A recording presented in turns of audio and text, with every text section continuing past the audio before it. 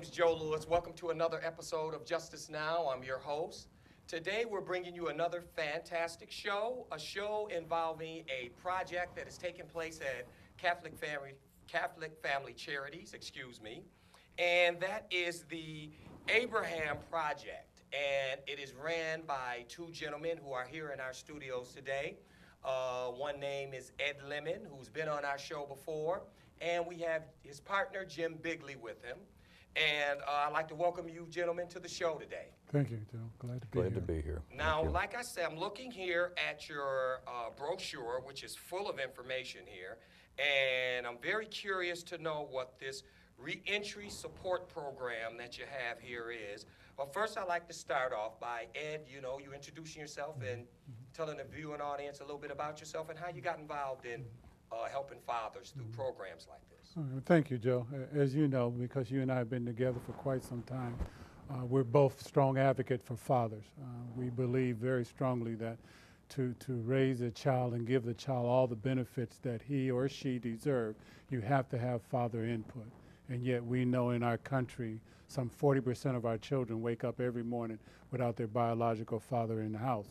And so as we go back, and I guess you and I have been together a good 10 years and probably been at this for almost 15 to 20 years, trying to explain and convince and show as an example the importance of fathers in our community. This is another program that focuses on fathers. It's under the auspices of the Catholic Family Center. Okay. And inside the Catholic Family Center is a services that's called reentry. Reentry looks at any support that someone who has been incarcerated may need as they come back into the community. It supports their family, it supports children, it supports the inmate themselves or herself. And what we've narrowed it down to is another level, and we call it the Abraham Project because we focus on fathers who are either incarcerated or have been incarcerated coming back in our community. What a lot of your audience don't know, Joe, is that at any given time, about 2,500 former incarcerated men and women come back into Monroe County every year. Wow, that's on a yearly basis? On a yearly basis with very, very, very little support. Very little support, financial support, very little support from their family because they've been gone for such a long time, and particularly support from different agencies throughout our community that would support that population. Okay, now as far as reentry goes, what are some of the things that you offer these individuals, and what are some of the issues that these individuals usually face and bring to you that are problems to them as far as getting back on their feet, back into society, back with their families, becoming active fathers in their children's lives? Okay. And Joe, you explained it so well because they have committed a crime. The court said that they, in fact, have to be punished for that crime. Okay. They have served their debt to society. Okay. Why should they not be able to come back in the community and have resources available to them to support them just like any other person? Okay. And yet they don't.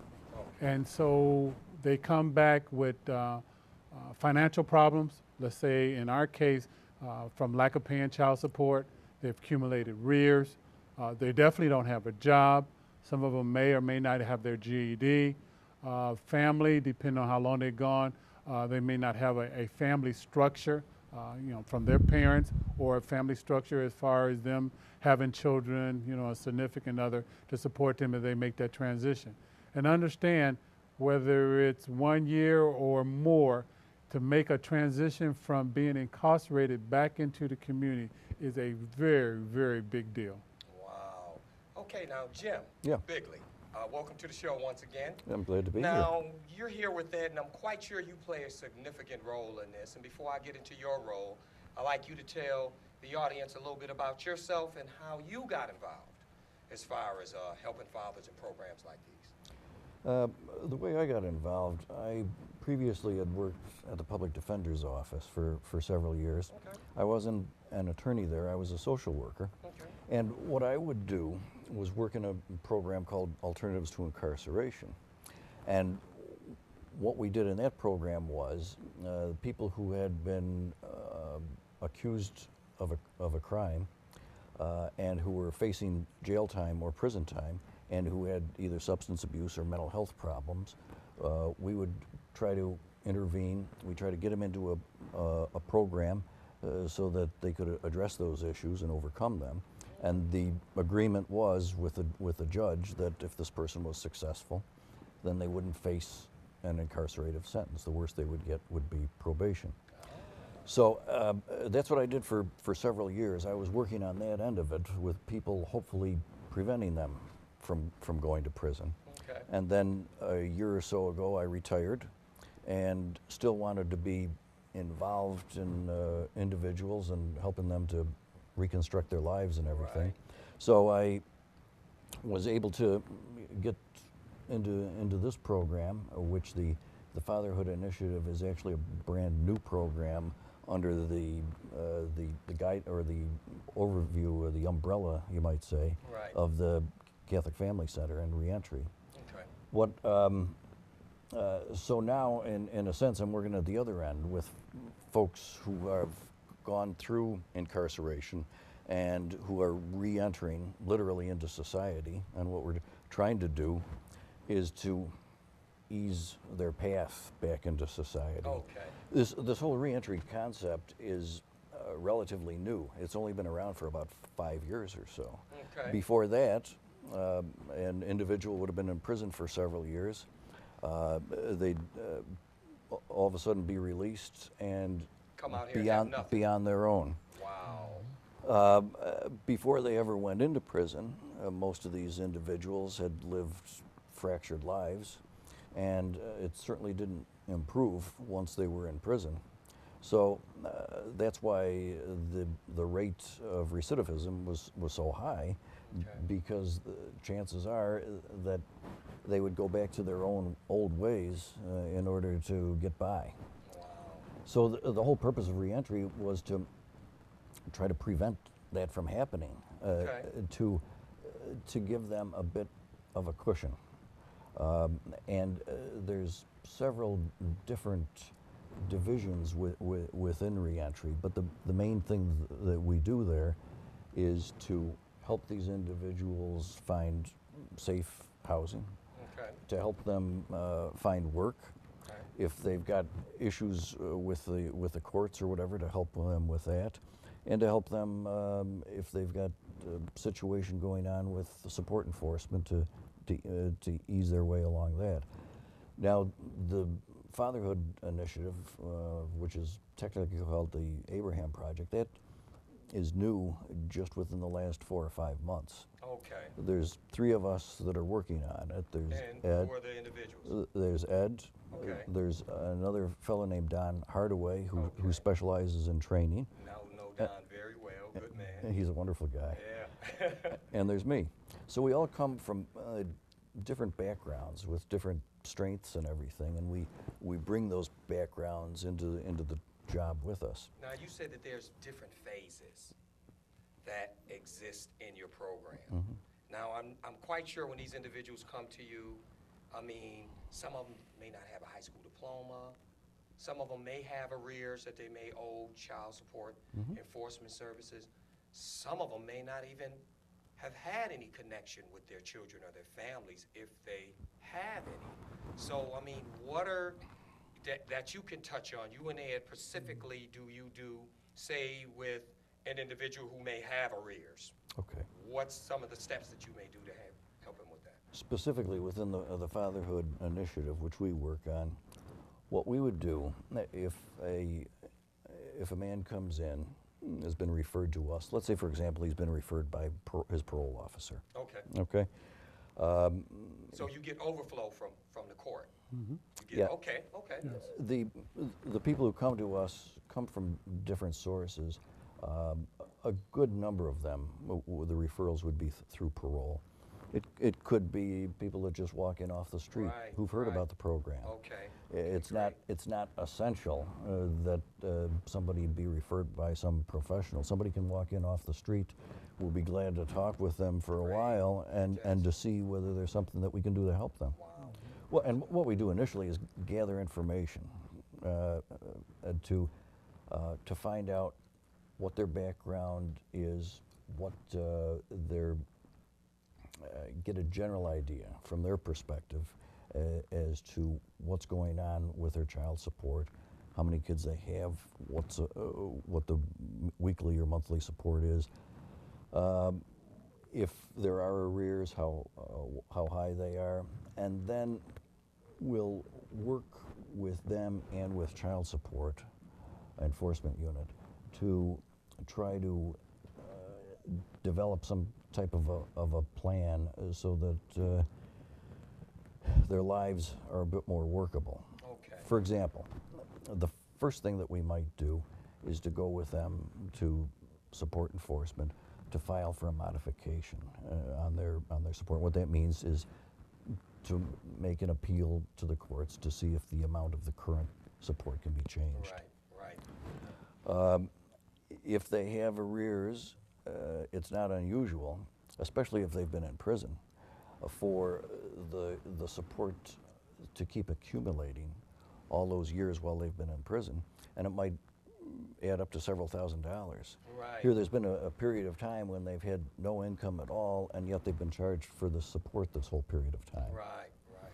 So the other thing that we try to do is to see if we can work with support enforcement to see if some of those arrears can be forgiven. All right? And that is what they call an administrative decision. That doesn't go through the court. That's something which is decided by support enforcement Right, by themselves. support, right. And there's no guarantee that that's going to be the case, that the arrears will be lowered or eliminated, but that's one of the options that you depending have. on the circumstances, which are complex, it's possible that they can be done. Okay. Yeah. Now, as far as them coming out and not being able to find employment, Ed, what do you do for them? Well, Joe, this is one of the beauties in having a program like this, in that we have partners that are working in conjunction with us to help remove some of these barriers. You're right. Most of them, will come out of jail without a job, and so it is our responsibility to try to help them get a job. Well, in doing that, we have a partner, a Career Connection, a Career Start, that we will send our clients to. And basically what we're talking about is case management, that what we do. And we will send our client there. They will go through Career Start processes and procedures, and hope that they will be qualified to receive one of many jobs that Career Start has went out and canvassed throughout our community to make available to our clients. Okay, beautiful, beautiful. Education. Oh, They education. come out and no Career, GED and that's they right. really want to further their education. I mean, Career what do you Start. have there? Career Start also have just started a GED program. Wow, All right, okay. once again, Career Start is a standalone agency that will, in partnership with us, will take our clients also and take them through a rigorous program that will hopefully ensure that they will get their GED. Now, these are programs and services are available to the client. Okay. However, there's something that he must bring to the table, and that is a commitment to our program. And part of that commitment is participating in our parenting training classes. And we run a series of classes, and we may run it 2 to 3 times a week, depending on the number of clients that we have. But it is a low end maybe 12 weeks, high end maybe 16 weeks of parenting skill training program, along with financial literacy, with another maybe 4 weeks. So he could be in training. Low end maybe 3 months, 4 months, to high end maybe 4 to 5 months in our program. And so the services that we provide, that we share with you, the reducing of the arrears, the modification of helping him find a job, being a mentor to him, being a support mechanism to him. He's responsible for going to these programs, participating in the program. And so at the end of the day, hopefully he will improve his parenting skills, which means chances are he's changed or modified his behavior. He will understand the importance of being there for his children, being there for his family, He would have hopefully have gotten a job by then, and hopefully have worked at least 3 months into the 3 months while he's in the program, and he will be a successful contributing person in our community, and hopefully now set an example for his family. And last but not least, the most important thing, he will not go back to prison. And that's the key. The recidivism rate for those who have been incarcerated at the end of the 3 years of being out is about 65 to 85%. Yeah. Okay. We're hoping that at the end of those 3 years, those participants that's gone through our program will not be in the system at the end of 3 weeks or 3 years, and hopefully stay out forever. And that's why we chosen the fathers spin on this program, all right? So we're focusing on fathers because we really believe, and the data show, that if you can start sharing with fathers the importance of being there for the children and what that means, being a job, being a provider, being a coach, being someone there that your children can believe in, can role model or life model after and stuff like that, you would change your ways. Right, exactly. Now, as far as the process go, I'm an individual. I just got out of being incarcerated 3 years, and I show up to one of your programs.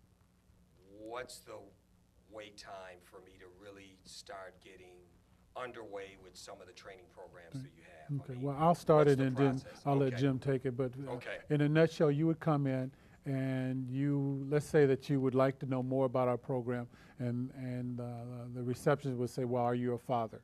And if you say, yes, you're a father, then automatically you kind of probably come over to us and we will have an intake. But before the intake even start, we will sit down with you and talk Right. for Okay. as long as we need to get a feel for, one, are you a custodial or non-custodial father? Two, how long do you have a job? All right, 3, because if you don't have a job, you qualify for a program. If you're a non-custodial parent, you qualify for a program. If you're in the rears, you qualify for a program. If you're paying child support, you qualify for a program. So part of that initial intake and conversation, we will identify this. Somewhere at the end, we would decide, yes, you are in fact eligible for our program. And then we start the process. With the understanding, though, in starting the process, that you will agree that you would participate in the parenting parenting skill training workshops and the financial literacy. If Okay. in fact you can't work that into your busy schedule, you can't be in our program. Okay. Now, Jim, Yeah. from the time that he says this intake interview takes place to the time I actually get involved into doing what I need to do as far as the father's program, family's program that he's talking about, maybe getting involved in some type of program that helps me get a job or working with you to get the arrears lowered. What's the process? How long would that take? Do I start the class immediately? Is there a wait time process, or how does that work? You know, there isn't any set schedule specifically for this. Okay. But usually, you know, from the time a gentleman would walk in there until the time when he's actively involved, it usually would happen fairly quickly. It's possible, for example, that the first time somebody walks in and we gather all the information from it. Well, first of all, what we want to do is make this guy comfortable. Right. You know, we Right. want to have some rapport there. You want to sit down and talk with him for a while, see what big problems and stressors he's got going on in his life and everything like that, so you can just get a feel for where he's coming from, and so that he can have a sense that you're there on his side, that you're his advocate, that you're not out to get him or anything like that, that he can depend on you and the other people on the team. Right. And then it could be as soon as that first day that gentleman walks in that we might go down to support enforcement and start the process going with the modification and everything. And it's likely that within, let's say for example, that he needed work, and that that's something that he wanted and we wanted him to get as soon as possible. Okay. It could be within a week or so that we'd get him down to Career Starts to have him talk with the counselors there so that they could start to see what his background was like, what his strengths and weaknesses were, so that they could point him in the right direction for what would be an appropriate job for this fellow. So the process is relatively quick. It is. Oh, good. What Good. might- That's why I was asking, because I know how individuals, when they come out of prison, can be sort of antsy of how long the process is going to be for them to get or see results. Because when they get out, I don't think anybody wants to go back to prison. So they're looking for definite resources to keep themselves out, which is why I asked how much time does it usually take once they do the intake interview? Is it a relatively quick process for them to get in and get going? Some aspects of it are. Now, the parenting classes, it might be a little while until he can get into that. It might Okay. it might be several weeks, simply because of the way some of the classes might be closed out, and they wouldn't be accepting new people into the class, and some of the other classes may not have started yet. So, depending on the timing, that might be a few weeks. Okay, now how many people do you usually have in a class, in a parenting class? Usually, I think they want a minimum of 4 and no more than maybe 10 or 12. Okay. If you get more than that, then you don't get the participation, or each individual at least doesn't get enough input. If you have less than 4 or so, then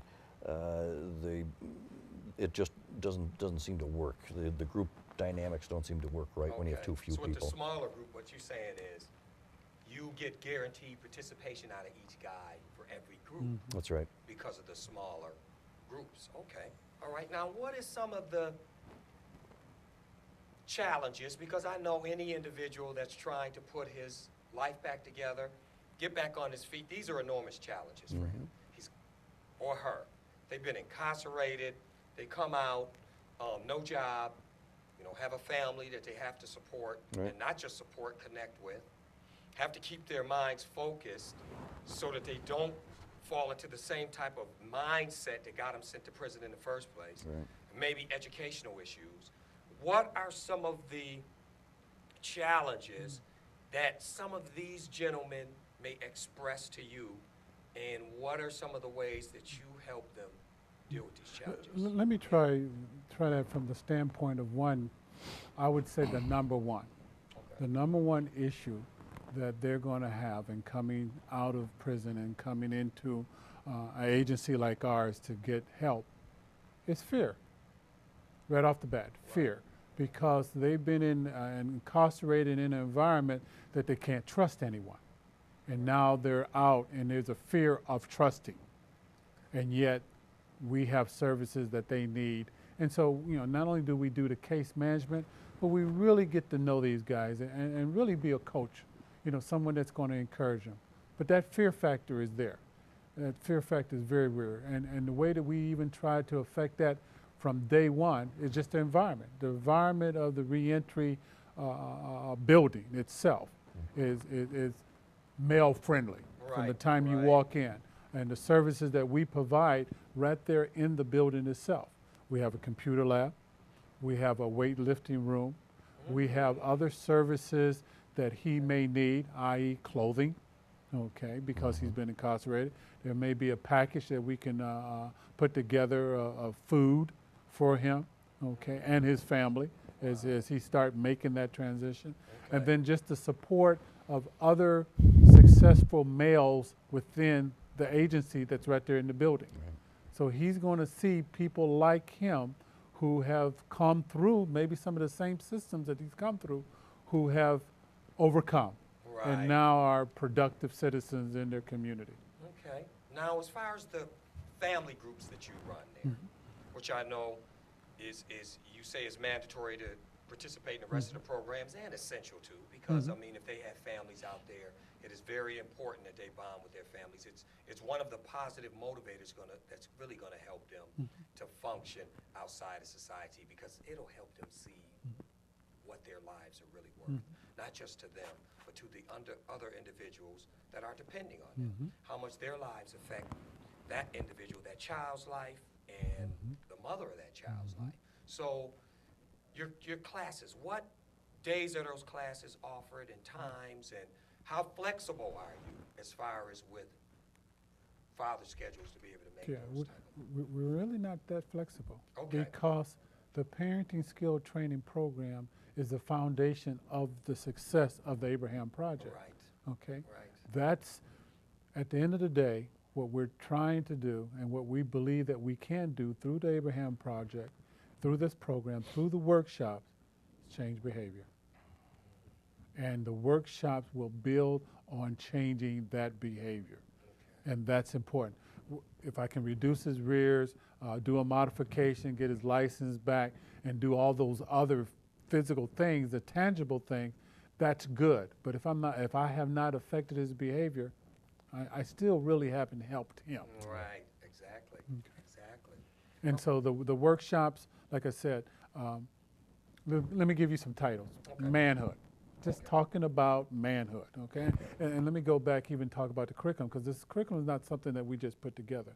This has been a tried and true curriculum that we use in our program, all right, that is being used around the country. Now, some of the workshops, like I said, is manhood. What's it like being a man? Right. Fatherhood, what does it take to be a father? Conflict resolution, problem solving, relationship building, relationships with your children, relationships with your parents when you were growing up, and now your relationship with your parents now that you've grown. So all of it is geared and always come back at the end of that particular workshop, focusing on changing behavior. Okay. And now you guys say that this program that you started at Catholic Family Charities, the Abraham program, is a couple of months old. Okay. What are you seeing since you have put this program in place out of the individuals that is going to the program? And what are they telling you of the effects that this program is having on their lives? Jim? Well, it's just starting. We have relatively few people in the program. However, the ones who have come in and who have gotten fully involved in it, and especially in the parenting classes, already you can see a change in their life.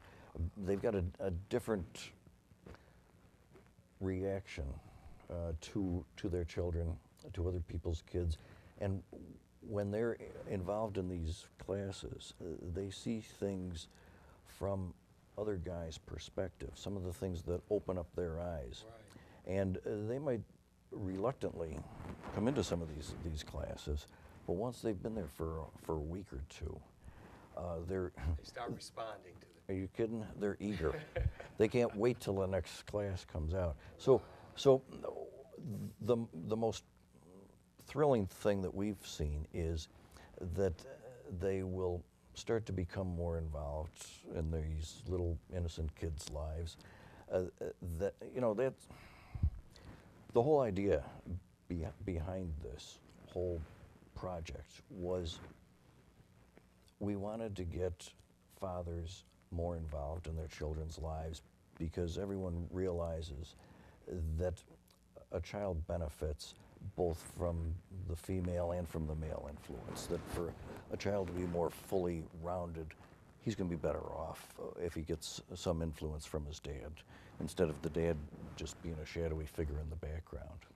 Okay. And in the long run, the real thing that we want to do here is maybe not to help the father so much as to help the kids, to have it so that these young children grow up with a decent male influence in their lives, and they'll come up and be better citizens when they grow up. That's the long-term view of this whole thing, and we've seen the early seeds of that already in a few different lives, and Okay.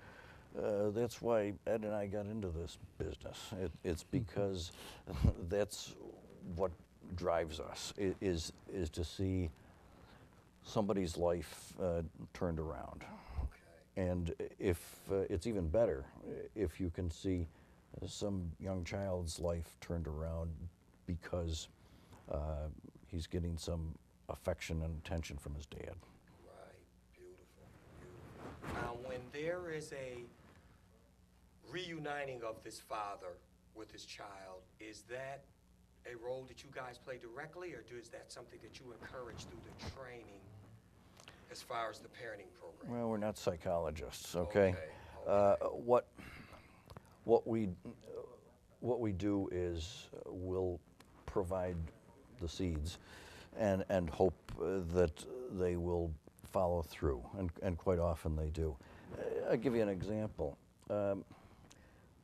Some of these guys have been so isolated from their children's lives or from any children's life that they've never seen kids and how they play and interact with one another. So, Right. so what we can do in some of these groups is to bring in some of the kids Okay. and have the fathers stand back and observe. Some children that will never have seen one another before, Right. and you know how kids are. Right, exactly. That I have two myself I'm raising. they'll So yes, they'll find definitely. some way to have fun with one another and to start something and playing, and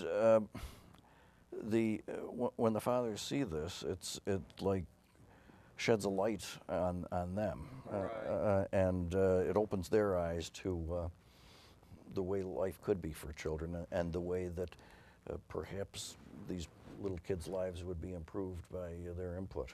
Okay. Now, I've been to you guys' facility. It's a beautiful facility. Very big facility, and I mean, it has great potential. And I'm quite sure you guys see it. And what is your vision for the future? Where do you want to see this program, and what's your goals as far as this program goes? I would like to see our center turn into a recreation center for formerly incarcerated fathers Okay. and families. Let's put even tie families to that, okay? Okay. And that where you can come to a place that you can feel comfortable, that they have your best interests in mind, and that they're not going to ridicule you, criticize you, or hold your incarceration against you. All right. Because think about it, you have in fact paid your dues to society. So you Right. have all rights and privileges in society, at least you're supposed to. Right, So, exactly. and we've started down that line. As I shared with you earlier, we have a weightlifting room, a place where you can go lift weights. We have a computer lab, okay? We're starting, we got our workshops. And inside the reentry program is 4 or 5 other programs along with the Abraham Project. So, our goal is to have these fathers and families coming through the agency, and as we as staff interact with them, we will find services that they can benefit from. Okay. The key to it now, and the reason why we're here with you, Joe, is to get the word out. Okay. Exactly. To get the word out and get those who fall into the criteria that we've shared with you. Anyone, even a family who's had someone incarcerated that may want to know some directions and they need some support, we may be able to help them. But for the Abraham Project, that father who has been incarcerated, who is not working, who is struggling as far as child support, who does not have his GED, who needs some parenting skills because he didn't have a father there to support him, okay? Right. And Joe, you know for yourself, we have never been anti-mother. We've Right. always been pro-father, so I need to put that out there. It's not that we're anti-mother. There's plenty of mother programs, as you well know, Right. out there for mothers, Right. but we are pro-fathers, Right. and we're focusing on the fathers, and the data show that. As Jim shared with you earlier, what the new data as far as incarceration and families concerned have really started focusing on the child.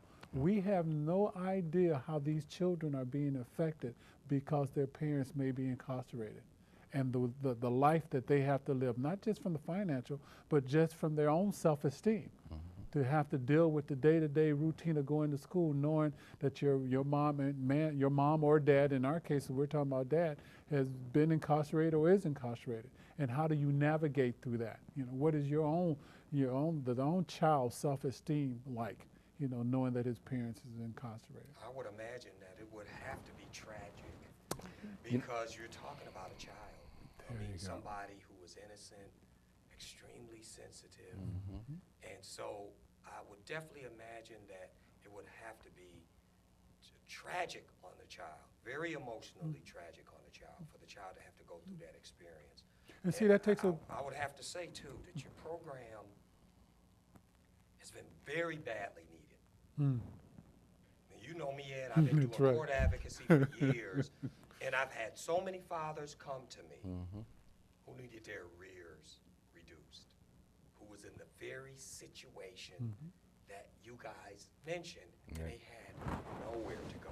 One of the things they asked me is, Mr. Lewis, after you, what do I do from here? And the best thing I could do is get in the phone book and try to help them find maybe the best resources that was out there for them, and no one place offered the everything in one bundle that they needed, like the program that you have.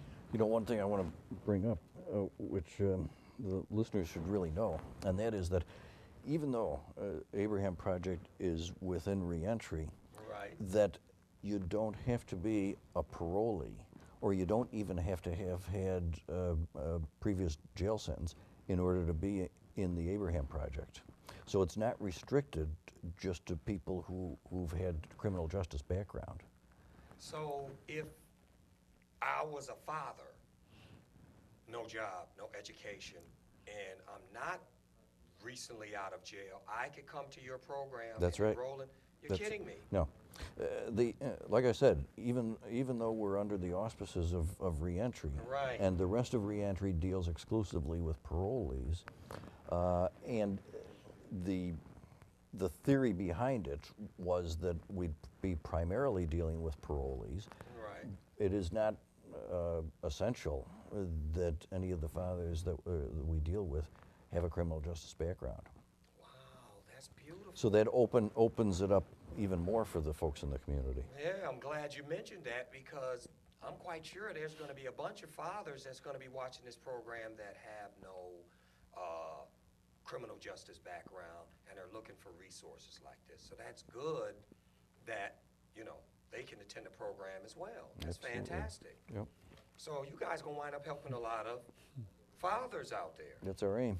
Yeah, that's good. That's good. That's why I brought you on this show, because like I said, I do what I do in the courts, and I get the fathers all the time. That's, they're looking for resources like this, and like you just mentioned, some of them don't have criminal justice background. Right. They're looking for a job, they're want to further their education, and they don't know how to go about doing it. The basic parameters are just that they have a support order through support enforcement. Okay. Okay, that they be within the income level, which is 20 or 200% of the poverty level, which is essentially for an individual about $20,000 a year or less Right. in income. Right. That they either be not working or be working fewer than 20 hours a week. Okay. Those are the basic guidelines for getting into the program. And like I say, somebody who has those, falls within those guidelines, let's say, there's no guarantee that we're going to be able to help them depending on what their individual circumstances are. Right. But right. we certainly would love to have them come in so we could talk to them and give them some guidance, hopefully. Well, with all the services that you do offer, there is no way that you're not going to help them. There may not be a specific remedy for a specific problem, but with all the services that you're offering under one program, I can't see no way where you're not going to be able to help these individuals. Because, like I said, I have them come to me all the time. And it's always been getting into the phone book, trying to find a program here that helps them with this problem, a program way over here that helps them with that problem. Right. And what's the chance of these individuals who are already struggling getting from here to there and then they got to wait and do intake interviews to get into all these different programs, and they have to qualify, and oh my God. You know, the other nice thing is that the workers, there's 12 of us employees there that work at reentry, most of us case managers, and we're all work in a cooperative manner, so that assuming somebody comes in the door interested in the Abraham project, and maybe because of their individual situation we can't help them, but they've got other needs also, and let's assume also for this individual that they're parolees, they're most likely are other people within the agency there that will help them, whether it's with food or clothing or housing or what have you. Okay. There is a lot under that one roof, a lot of things available for these folks. Okay, location. Where are you guys located? If an individual wants to get to your facility and enroll in the program, how do they find you at? The address is 1645 South Plymouth Avenue. St. Paul. Or St. Paul, I'm sorry. 1645 St. Paul. Okay. St. Paul Street. Okay. It's almost at the intersection of St. Paul and Norton Road. Okay, right there. It's a big white building. Used to be the old pipe fitter building of yesteryear. Okay. So big parking lot.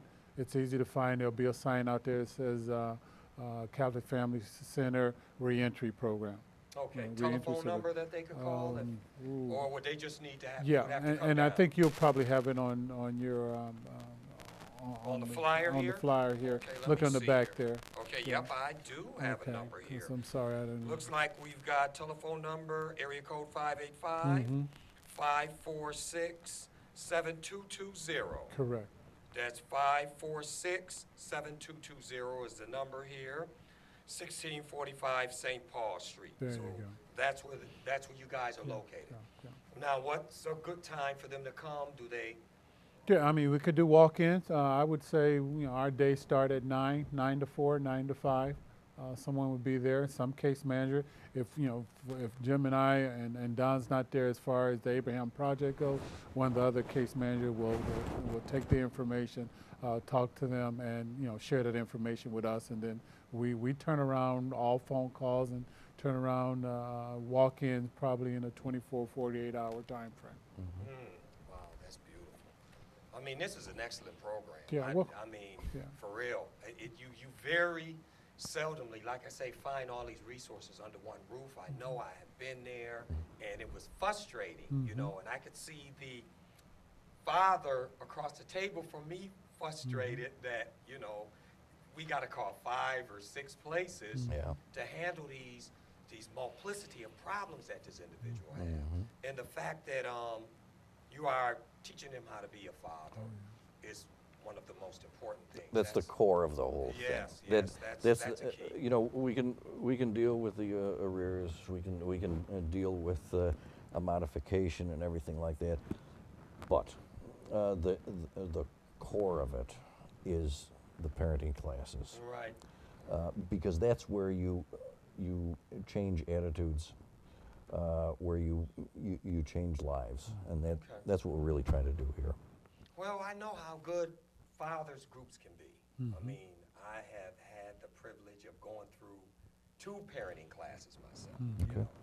And some of the issues that are shared in there, you hear these issues from different fathers, and the beautiful thing about it is you got the participation of all the other fathers helping the father, not so much of the counselor having all the answers, but all these different individuals being able to assist the father in seeing his way through some problem or issue that he may have with his child, the environment that his child may be in, any situation where he feels the environment may be unsafe for the child. How does he deal with that? I mean, the whole process of what I have seen from fathers groups have been essential to a lot of individuals, and I mean, they help me as far as, being a father. Like I said, I have 2 that, I have full custody of. I'm raising now in a lot of those parenting classes. Oh my God, they helped. I'm serious. They helped in dealing with them. And one of the things they helped me to realize is that, you know, that the two individuals that I'm raising has my biological genetic makeup. Mm-hmm. So I'm not looking at two individuals that's a mystery to me. They are me. They are, You literally. know what I'm saying? And Yeah. those classes helped me to realize that. They did, that they are me. So, you know, the best way to find answers and solutions to the issues of how to deal with them is to figure out who I am. And those classes help me do that. Figure out who you are, because those individuals are part of you, you know, which is beautiful. So I'm glad that you gentlemen came here tonight, and I hope that the fathers watching this program take this information to heart, take advantage of these resources. Trust me, you're not going to find a program nowhere in this city that handles these many issues for one father. It's just not possible. I know I have got on the phone to try to help many dads through this type of process. So it's a beautiful thing that you gentlemen are doing what you're doing, and I'd like to thank you for coming to the show tonight. I'm quite sure that the viewing audience is going to find all the information that you guys gave helpful. And once again, I'm going to give the address. We have 1645 St. Paul Street, and that is the Abraham Project under the Catholic Family Charities umbrella. And the telephone number is, once again, area code 585-546-7220. Once again, my name is Joe Lewis. You've been watching Justice Now, coming to you from Public Access Television, the People's Network. Thanks for tuning in, and until we meet again, may God bless you.